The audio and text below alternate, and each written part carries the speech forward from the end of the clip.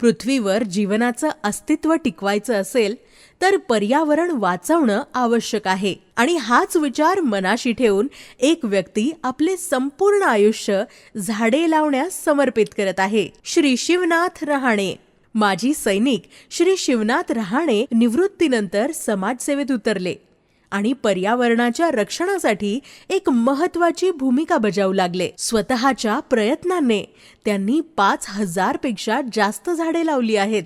विशेष म्हणजे कोणत्याही कार्यक्रमात किंवा समारंभात ते भेट म्हणून झाडे किंवा रोपे देण्याचा संदेश पसरवत असतात. आम्ही 4 जण इकडे येता त्यांनी सर्वांनी पैसे द्यायला सुरुवात केली माझ्याकडे.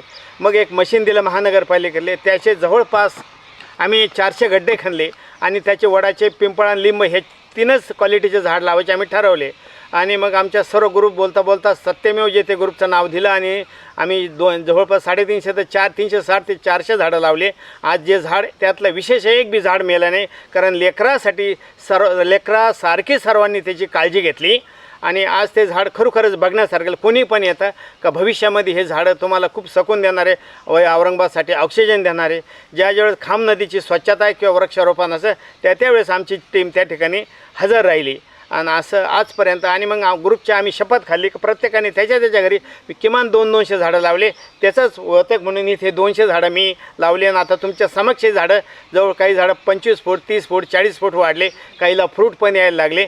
आणि अशा प्रकारे झाडांची यात्रा सुरू झालेली. आणि ज्या ठिकाणी मी घरभरणीला किंवा एखाद्या प्रोग्रामला जातो त्या ठिकाणी मी किमान 5 किंवा 2 तरी झाडं फणस किंवा मग नारळाचे त्यांना देतो. आणि हा छंद आहे मला. याच्यामध्ये मी खूप चांगलं करतो अशातलं नाही, पण लोकांनीसुद्धा अशा गोष्टी करायला पाहिजे जेणेकरून आजच्या हे तापमान जर आता जे 55 ते 57-58 जर गेले तर माणूस ऑटोमॅटिकच उन्हाने होरपळन. ज्यावेळेस होरपळन त्यावेळेस आपल्या ती वेळ हातातून गेलेली असणार. आणि ह्याच उद्दिष्ट आमच्या ग्रुपचं आहे का सर्वात जे वृक्षाचं स्वच्छता आणि वृक्ष याच्यावर आम्ही लक्ष केंद्रित केलेलं आहे. वृक्षारोपणाचे अनेक फायदे आहेत. पर्यावरणाचा समतोल राखणे आणि प्रदूषण कमी करणे, वाढत्या वृक्षतोडीमुळे संकटात सापडलेल्या सजीव सृष्टीस मदत करणे, पर्यावरण स्वच्छ ठेवणे आणि जमिनीची धूप थांबवणे, प्राणी आणि पक्ष्यांना सुरक्षित निवारा उपलब्ध करून देणे, नैसर्गिक संसाधनांचे जतन आणि भविष्यातील पिढ्यांसाठी शुद्ध हवा आणि पाणी प्रदान करणे. ते केवळ झाडे लावत नाहीत तर समाजात पर्यावरणाबद्दल जागरूकता निर्माण करतात. पुढच्या पिढ्यांना पर्यावरण संरक्षणाचा संदेश देणे हे त्यांचे प्रमुख ध्येय आहे. सुरुवातीला माझ्या घरच्या कोण विरोध व्हायचा, काय बा तुम्ही झाडू लावत्या, झाडू लावत्या, लोक काय म्हणणार, यांना माणसाला दुसरं काही काम नाही का? मी म्हणलं नाही बाबा, हे सर्वात पुण्याचं काम आहे. गाडगे महाराजांचं किंवा अण्णा हजारेनं मला एकच सांगितलं, तुम्ही 6 महिने झाडू लावा, तुमचं अंतःकरण शुद्ध होईल. मी त्यांना म्हणलं, अण्णा मी लहानपणापासून झाडूच लावतो म्हटलं, यात काही शंका नाही म्हटलं.